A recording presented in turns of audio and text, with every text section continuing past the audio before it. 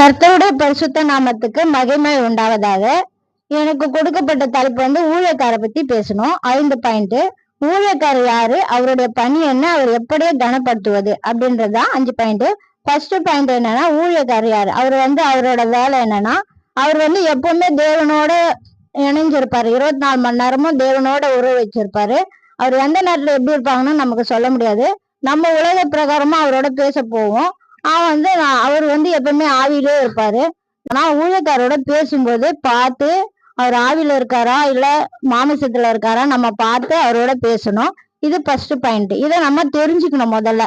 2வது பாயிண்ட் என்னன்னா, ஊழியக்காரர் எப்படி நடந்து கொள்வது. அவரை நம்ம நிறைய கனம் பண்ணணும். ஏன்னா அவர் தேவனோட நமக்கு வேண்டிய எல்லா ஒரு வேலைகளும் நமக்காக அவரு ஜெபம் பண்ணி கேக்குறாரு, வாங்கி நமக்கு கொடுக்குறாரு. அப்ப அவரை நம்ம எப்படி ஆவில இருக்காரு பத்தி நம்ம கவனமா இருக்கணும்.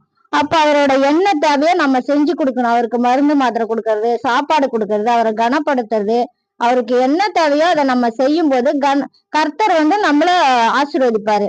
அது கர்த்தருடைய பணி மாதிரி இருக்கும். நம்ம கர்த்தருக்கு செய்யற பணியா இருக்கும். அப்ப ஊழியக்காரர் நம்ம கனப்படுத்தணும். நம்ம போயிட்டு அவரை வேலை வாங்க கூடாது.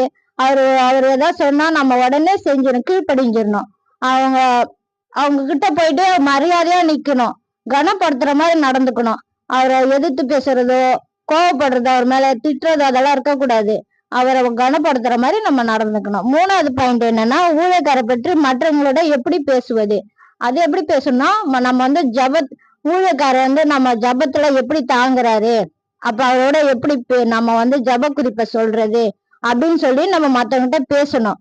அப்புறம் அவங்க பேசும்போது அவங்க பாஸ்டர் நமக்காக ஜெபம் பண்ணுவாரு. அதுக்கப்புறம் அவர் ஜெபம் பண்றவரை ஊழியக்காரரா இருக்காரு. அவருக்கு நம்ம எதையும் ஒழிக்க கூடாது, மறைக்க கூடாது. எந்த ஒரு விஷயம் செய்யும் போதும் அவர்கிட்ட சொல்லிட்டு தான் இந்த விஷயத்த நம்ம செய்யணும். அது நமக்கும் நல்லது, அவருக்கும் நல்லது. அப்ப நம்ம பெருமையா பேசிக்க கூடாது. அவரு ஊழியக்கார நடுவுல வச்சுதான், மையமா வச்சுதான் நம்ம பேசணும்.